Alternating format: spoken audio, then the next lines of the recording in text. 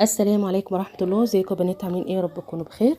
نبدأ الفيديو نقول بسم الله، اللهم صل وسلم وبارك على سيدنا محمد وعلى اله وصحبه اجمعين. النهارده هنعمل ايه؟ هنعمل الفينو. تمام.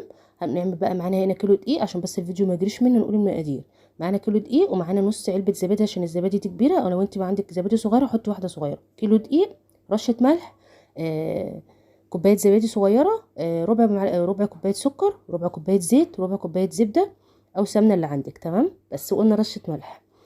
تمام. هنقول بسم الله، اللهم صل وسلم على سيدنا محمد وعلى اله وصحبه اجمعين. انا بس حبيت ان انا اقول المقادير علشان الفيديو ساعات بيجري مني ومش بلحق، يعني عشان اقول لكم المقادير مظبوطه.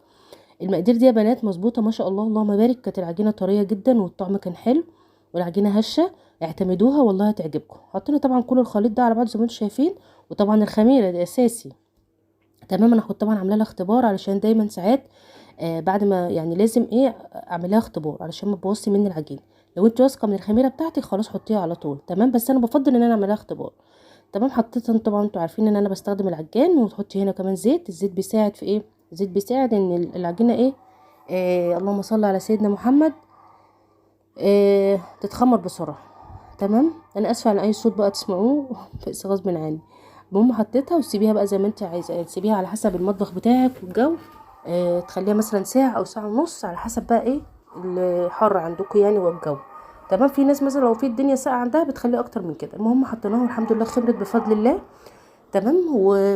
وحطيتها هنا. كنت بقول لكم الرخامه نضيفه الحمد لله، بس برضو لازم احط ايه، لازم احط مفرش برضو عشان اعرف اعجن عليه. تمام. بصوا ده فينو بأسهل طريقة، وطبعا يعني ما فيهاش يعني حاجات كتيرة، اقتصادي خالص. الفينو ما فيش اسهل منه يا بنات. انا والله بس ما كانش يعني ان العجين ده بيتعبني ان انا ما كنتش اقطع، بس بفضل الله انا بعمل على طول يعني. بس اوصيكم ان انتوا الحاجات دي حاولوا تعملوها في البيت، اوفر وانضف. تمام. احسن من حاجة الشارع. مش عشان الحاجة غليت لا، هو اصلا الحاجة لما تعملها في البيت للولاد انضف يعني واحسن. والولاد كمان العجين في البيت خير، يعني بيقولك بيت من غير دقيق حلو بيضيق. فدايما تخلي عندك دقيق وتحاولي ان انت تعملي لاولادك. ممكن ما تعمليش الكيلو كله، ممكن تعملي نص كيلو على حسب امكانياتك انت، مش لازم تعملي الكيلو كله يعني. اعملي لك نص كيلو. لو انت لسه مالكيش في المبتدئه وما بتعرفيش تعجني خالص في البيت، ابداي ان شاء الله حتى بكوبايه دقيق واحده. اعملي فيها اختبار بدل ما العجينه تبوظ منك وتترمي. طبعا مفيش اسهل من كده. مقادير بسيطه قليله. زي ما انتم شايفين ان العجينه خمرت، كانت ما شاء الله العجينه اصلا طريه وجميله.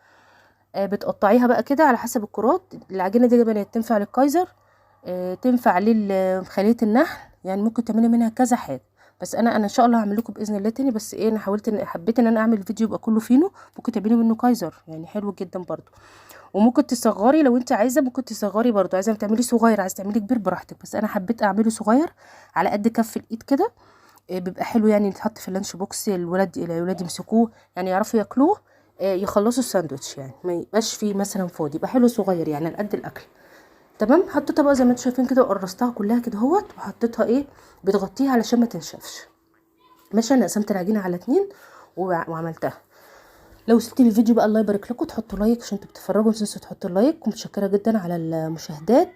ربنا يبارك لكم. وبحب يعني اقول للمشتركين الجداد اللي هو 1 أو 2، المهم نورتوني كترتوني. ربنا يبارك لكم. ودعواتكم القناه تكبر يا بنات، عشان انا محتاجه فعلا ان القناه تكبر وتشتغل باذن الله ان شاء الله. بس كده. هوصيكم بقى طبعا الايام اللي احنا فيها دي استغفار كتير. الامان الوحيد في الدنيا زي ما قلت لكم قبل كده هو الاستغفار. يعني انا واقفه كده بفضل الله بستغفر.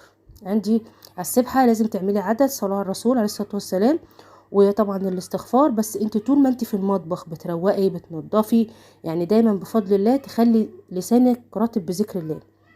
طبعا دي بالشطاره مننا، مش شطاره مني مثلا، ده بفضل الله. الواحد ما يقدرش يذكر الله غير باراده الله.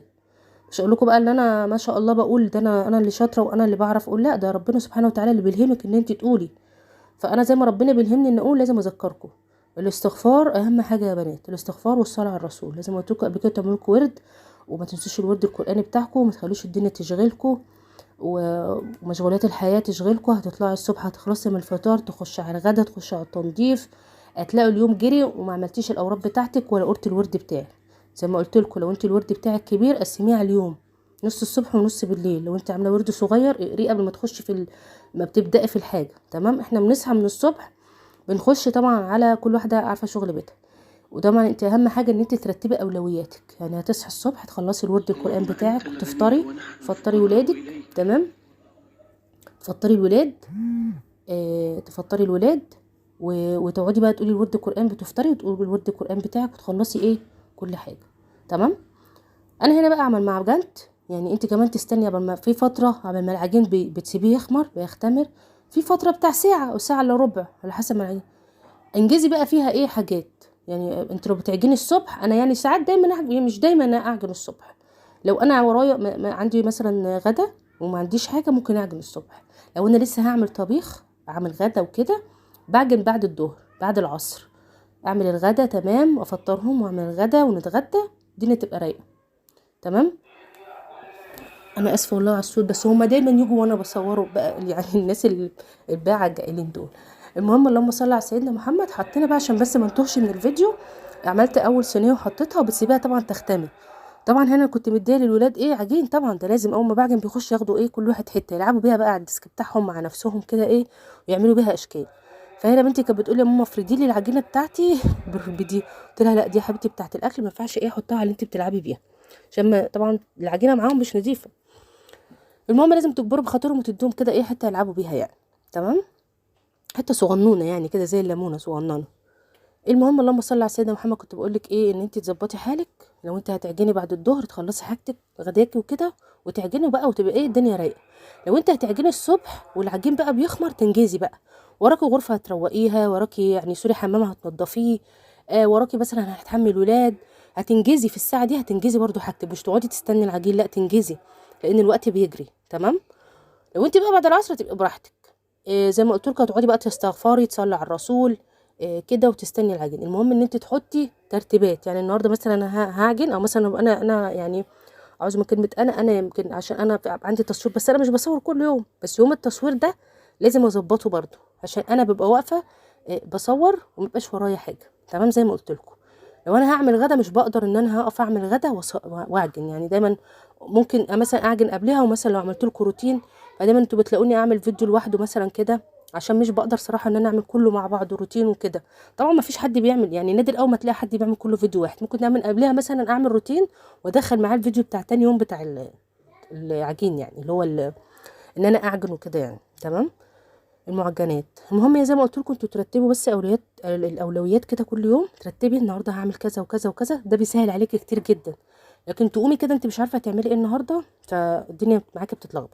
دايما رتبي انت النهارده عندك ايه، مثلا اول ما صحيتي احنا طبعا بنحط غسيل، تحطي غسيل وبتنشري، ده اساسي، تمام، لأقل يعني كل يومين مثلا يعني تحطي غسيل وبتنشري وبتلمي غسيل وبتنشري وهكذا. هتقعدي مثلا في الفتره دي عندك غسيل مثلا عايزه تلميه عايزه تطبقيه هتطبقيه في فتره العجين دي، الساعه دي ما تقعديش تستني العجين، قصدي اقول لك يعني خلصي اللي وراكي، تمام. وانا كمان مواعين العجين والحاجات دي انا بغسلها اول باول، يعني اول باول كده، وانا بصور بغسلها اول باول عشان ما تتكومش عليا. ماشي يا بلال، تمام. بس كده تمام. فزي ما انتم شايفين بقى انا بلف لكم، انا بس تهت معاكم في الكلام. بصي بتلفوا وتقفلوا كويس، والحتت الجانب اللي هي في الجناب دي تقفليها وتدخليها جوه كده عشان شاطر يا بلال، برافو حلو. اللهم صل على سيدنا محمد، ده ابني كان بيكتب الكلام فانا بقول له شاطر. اللهم صل على النبي. بتقفليها بقى كويس، الحروف دي تدخليها كده من جوه علشان ايه تبقى واخده شكل الفيل اللي هو بتاع بره يعني، تمام. تلفيها بقى كويس عشان ما تفكش منك اما تخمر، عشان هي بتعلى. اما اخلص اجيلك. اللهم صل على سيدنا محمد. زي ما انتم شايفين كده بصوا، تقفليها بقى كويس كده قوي قوي اهو، ودي برضو تدخليها كده لجوه وتقفليها بحيث لما يستوي يبقى واخد شكل ايه رغيف الفينو هتشوفوه. عايزه تبرميها بقى كده تمشيها كده اهو بالراحه كده اهو، بس مفيش اسهل من كده. انا عاملاه صغير زي ما قلت لكم، كنت عايزه تكبري الرغيف براحتك كبري الرغيف، بس يعني هو كده الحجم بالنسبه لي كويس، تمام. بس كده العجينه كانت ما شاء الله جميله وطريه مفيهاش اي حاجه، وسهل جدا يعمل زي ما قلت لكم، وينفع برضو للقيصر وينفع لخليه النحل. تحشيها زي ما انت عايزاها حلو عايزاها حادق، تحشيها جبنه تحشيها نوتيلا، براحتك خالص، براحتك يعني الحشوات دي بقى براحتك وفي ايدك انت، تمام. بس كده انا خلصت كمان الصينيه التانية، تمام. خلصت كده الصينيه التانية، بتسيبيها بقى تخمر بتضاعف ايه حجمه، تمام. بعد كده بقى بتجيبي لبن، او عايزه في ناس بتحط صفار بيضه وفانيليا، بتحطي صفار بيضه وفانيليا وبعد كده ايه بتدهنها، تمام.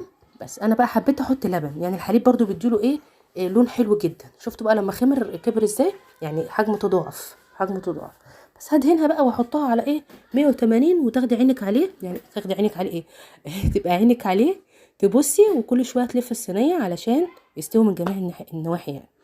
بس كده، مفيش اسهل من كده، ما بياخدش وقت. خلي بالكم تابعوه. بتحطيه زي ما انتم شايفين كده، بتدهنيه، بتحطيه على 180 زي ما قلت لكم. وبس كده. يا ريت ما تنسوش اللايك كمان وانتم بتتفرجوا.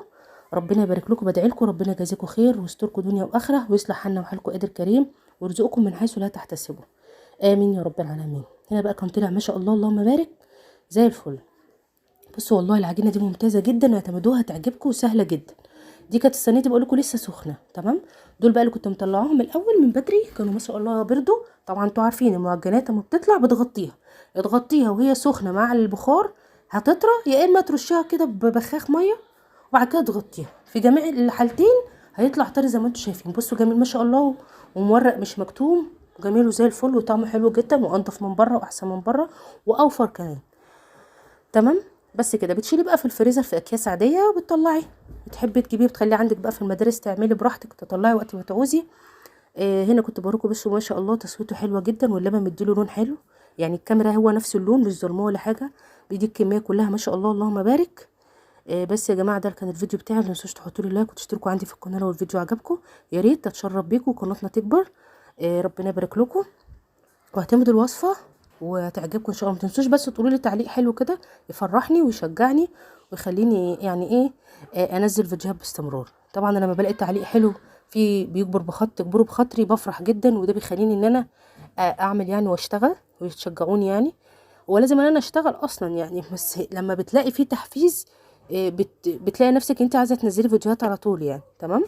بس الواحد لما بيلاقي فيش تشجيع بقى غصب عنه يعني. بس انا عشمانه في وجه ربنا باذن الله، ربنا يكرمنا ويوسعها علينا باذن الرحمن. والقناه بفضل الله وحده هتشتغل، يعني القناه بفضل الله هتشتغل باذن الرحمن. وبيكم طبعا ان شاء الله ان انتوا تشجعوني وتحطوا لي لايك، وتشيروا لي بقى الايه الفيديو لاصحابكم وقرايبكم. لو تعرفوا تشيروا لي اللايك تشيروه لي. ربنا يبارك لكم.